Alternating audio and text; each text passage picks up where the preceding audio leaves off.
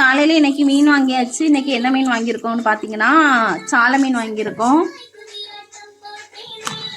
சாலை மீனை வந்து நாங்கள் இன்னைக்கு எப்படி வைக்க போகிறோம்னா சட்டி பற்றா வைக்க போகிறோம். சட்டி பற்றா வச்சுட்டு அதுக்கு வந்து வெள்ளரிக்காய் குழம்பு வந்து காம்பினேஷன் சூப்பராக இருக்கும். அது வச்சுட்டு வெள்ளரிக்காய் குழம்பு, பாவக்காய் பொரியல், அப்புறமா வெண்டைக்காய் பொரியல், இது எல்லாமே பண்ண போகிறோம் மக்களே. சாலை மீன் கழுவுறது கொஞ்சம் ஈஸி தான்.